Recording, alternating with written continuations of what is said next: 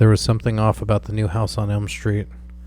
I had only moved in a week ago, but every night felt heavier, as if the house itself was pushing me down in my bed, suffocating me slowly as I slept. The air was thick with an unsettling quiet, interrupted only by the occasional creaks of old wooden floorboards. One night, I woke up to a sound, a faint tapping, rhythmic but not consistent. It seemed to be coming from the attic. At first, I thought it might be the wind blowing a tree branch, brushing against the roof, but the sound was too precise, too intentional. Tap, tap, pause. Tap, tap, pause. It was as if someone or something was counting. I stayed frozen under my blanket, straining to hear more. The tapping continued for what felt like hours before it abruptly stopped. The silence that followed was almost worse.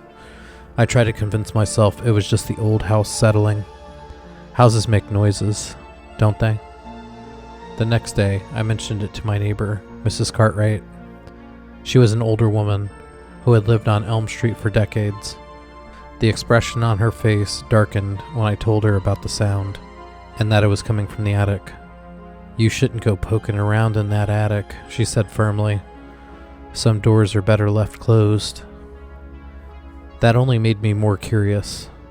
That night, when the tapping returned, I decided I had to see for myself. Armed with a flashlight, I climbed the creaky stairs leading to the attic. The air grew colder the closer I got, and the tapping grew louder. When I pushed open the attic door, the smell hit me first. Something sour and old, like rotting wood.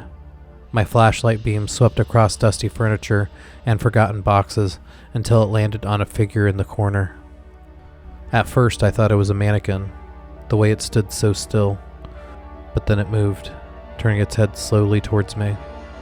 Its eyes were sunken, and its skin was stretched too tightly over its face, like a mask that didn't quite fit. In its hand was a glove that had metal knives attached to each of the fingers. This is what was tapping against the wall. "What are you doing here?" I stammered, my voice barely audible over the pounding of my heart. It didn't answer. It just stared at me, unblinking. Then it smiled, revealing teeth that were too sharp for a human mouth. Upon closer inspection, his face looked burned. He had a dirty brown hat and a red and green sweater. I backed away slowly, my flashlight shaking in my hand. The figure began to step forward, the tapping replaced by a screeching sound, like metal contacting metal, in a sick way. I stumbled out of the attic, slamming the door behind me. I ran out of the house, got in the car, and ran. I found a diner that was still open, and I got a seat. The green neon lights were visible from my seat, illuminating the parking lot. There were a few other tables with people eating as well. I suddenly felt a lot safer. "What'll it be, hun?" the waitress said. "I'll take a coffee, please." I still felt a sense of creepy, but everything seemed fine so far.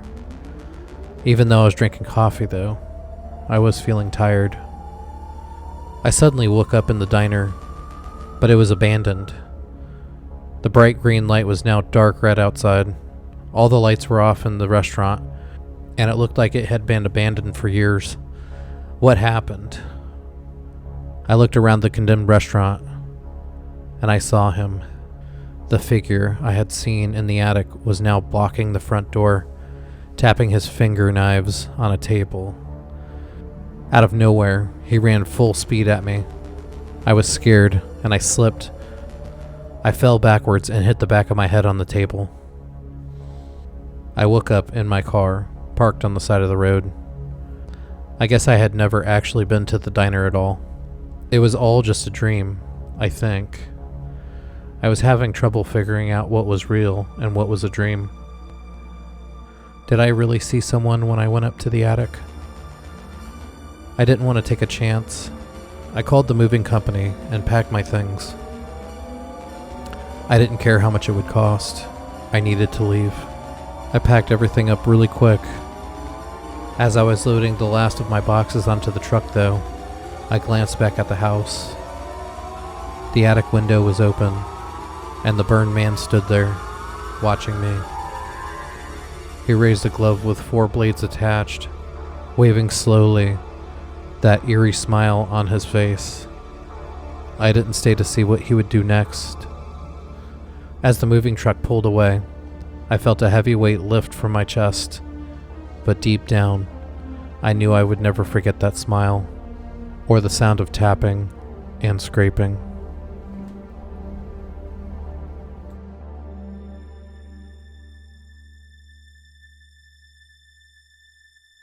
There was something strange about my new house on Elm Street. I'd moved in a week ago, drawn in by the low rent and beautiful exterior. But I was starting to feel like something was wrong with the place. Something I couldn't explain. It all started with the dreams. Every night, I'd find myself in the same place. A long, dimly lit hallway lined with doors.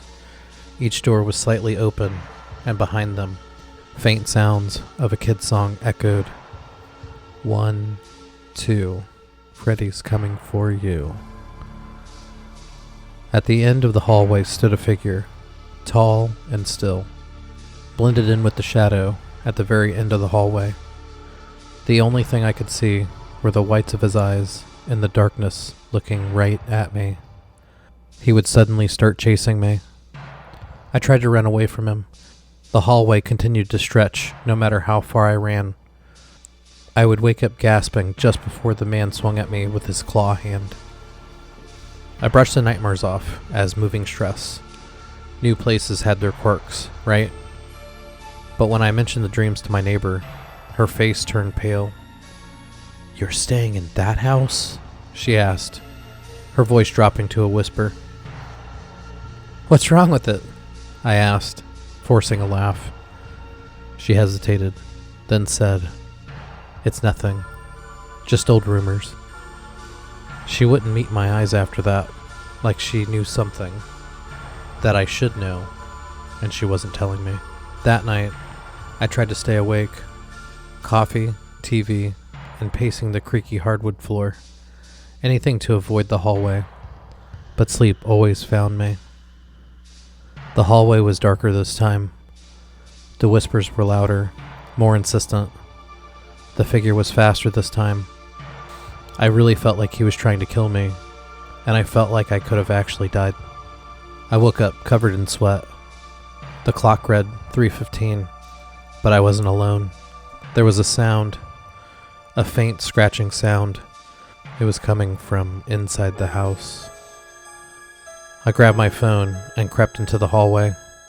The metal scraping sound grew louder, which led me to the basement door. I'd barely touched the handle when the scratching stopped suddenly. Silence swallowed the house. My heart was beating so hard as I slowly opened the door. The basement stairs disappeared into darkness, but at the bottom, I saw it, a faint glow, like a flickering candlelight. I walked down the stairs very cautiously. My breathing was shallow, every instinct screaming at me to turn back. At the bottom of the stairs, I froze. The glow wasn't from the candles. It was from carvings of human faces in the walls, hundreds of them. Names etched below their faces, the faces glowing faintly as if it were alive. And that's when I saw him. The man from my dreams stood in the corner, ugly, dirty, scratching a metal pipe with his steel claws, his shadow stretching unnaturally across the room, his head tilted when he looked at me. "Why are you here?" it asked. I couldn't answer. My legs were locked into place. My body was trembling like I was out in the cold. "You don't belong here. It said. Don't come back or you will pay." I turned and bolted up the stairs, slamming the door behind me. I didn't stop until I was outside, my feet pounding the pavement as I ran down Elm Street, away from that house. The next day, I woke up in my last apartment like I had never moved. Had I dreamt the entire thing? I remembered the address. I had to see for myself, and drove to the house. When I got to the house, the lot was empty, overgrown with weeds, as if no one had lived there for years. I still dream about the hallway sometimes. The man is always there, waiting, and I hear the whispers of my name from the open doors. I found out that man was Fred Krueger, a child killer in Springwood. He had killed all the family of people related to his horrible death, but after his death, it was worse. From eyewitness accounts, he stalked people in their dreams. However, he did not have the power to take my soul because I was not from Springwood and had nothing to do with anything there. Neither did my family. Lucky me, I guess.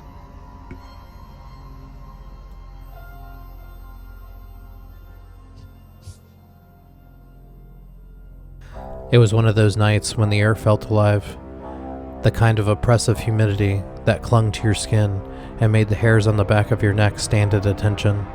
I had just clocked out from the graveyard shift at the Springwood gas station, a job I hated but couldn't afford to quit. The fluorescent lights buzzed above me as I walked to my car, their hum almost drowning out the distant rumble of thunder. Almost. A storm was coming, and I wanted to be home before it hit, but as I turned to head to my car, I saw him. A man, standing under the flickering street lamp across the parking lot. He wasn't moving, just standing there, too still. He was wearing a fedora, the brim shadowing his face, and a tattered red and green sweater that clung to him like a second skin. Something about him felt wrong, but I wasn't interested in sticking around to find out what that was. I hurried to my car, throwing nervous glances over my shoulder. He was still there, but now it felt like he was watching me. The storm clouds rolled in faster than I expected, the first drops of rain splattering my windshield as I turned the key. I wouldn't feel safe until I was at least halfway down the street. I started driving, and that's when the radio cut out. I tried to mess with the settings, but all I got was static. Then, through the crackling, came a sound that chilled me to the bone. Laughter, low and deep. All it said was, Gonna get you. I looked in the rearview mirror and was out of sight of the gas station. I told myself it was just my imagination. I was tired and jumpy from the creepy guy outside the gas station. That was all. I took a deep breath, shaking it off, and kept driving. But then the streetlights started going out, one by one, as if something was following me, knocking the lights out as it passed. I tried to convince myself it was just a coincidence. A power outage, maybe. Usually, though, a power outage would make everything go out at once. This was different. Then, the storm came. The rain picked up, sheets of water slamming against my windshield. I could barely see a foot in front of me, but I didn't dare stop. Something primal inside me screamed to keep going. And that's when I saw it, or rather, him, again. He was standing in the middle of the road, hat tilted, head cocked, as if he was daring me to keep coming towards him. I slammed on the brakes, my car skidding on the wet asphalt. When I came to a stop, he was gone. Just gone. I gripped my wheel, trying to catch my breath. Then, tap, tap, tap on the driver's side window nearly made me jump out of my skin. I turned, half expecting to see the man from the gas station. Instead, the window was fogged, and there was nothing there but the rain streaking down the glass. Then the tapping came again, this time on the passenger side. I didn't want to look. Every instinct screamed at me just to drive, but I couldn't help it.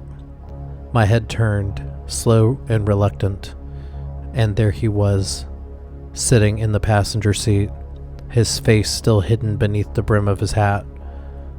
But his smile, oh God, that smile, too wide, too sharp, and filled with a joyful hate.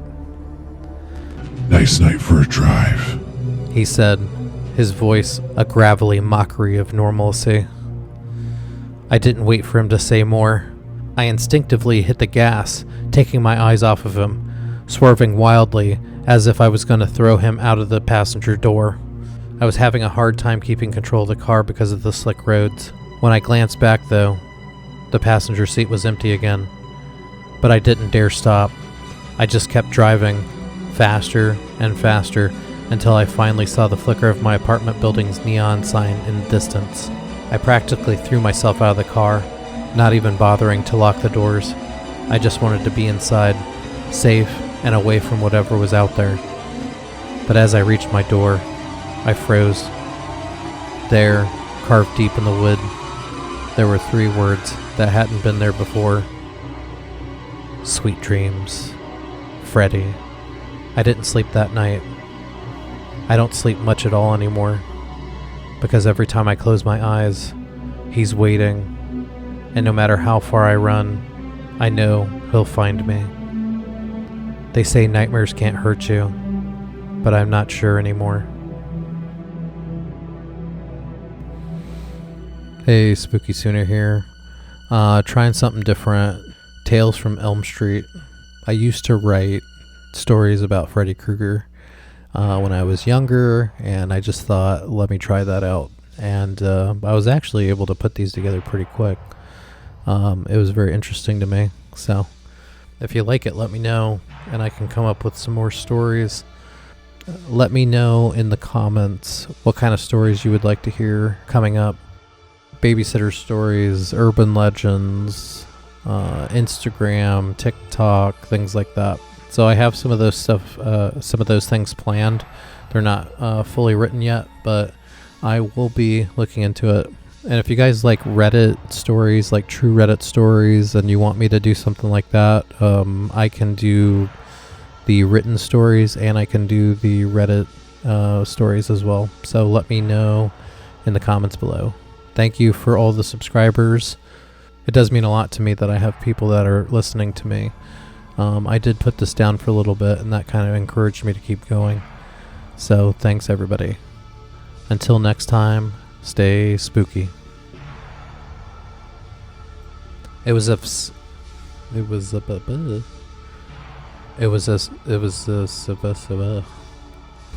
expression.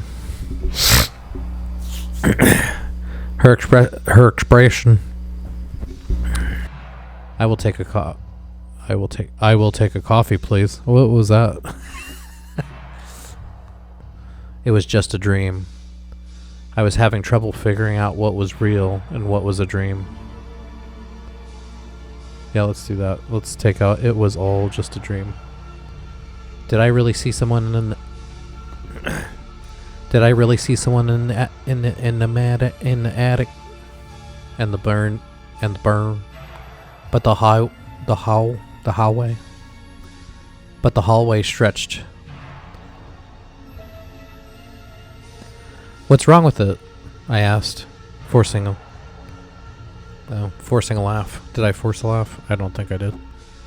She hesitated, as if it was alive. Testing. Testing. Do I sound like Freddy Krueger? How do I sound like Freddy Krueger? Blah, blah, blah. The fluorescent lights bubbed above me. The fluorescent. A man standing.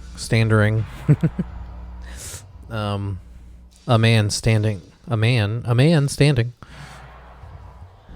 Then through the crackling came a sound that that took a big shit on my soul. Okay.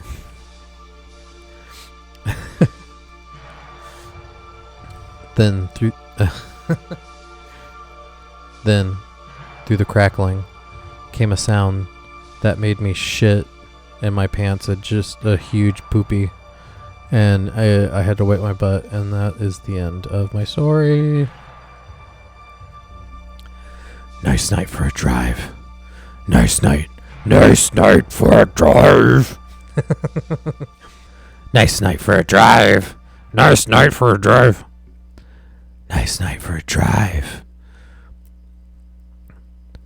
Nice night for a drive. Gonna get you.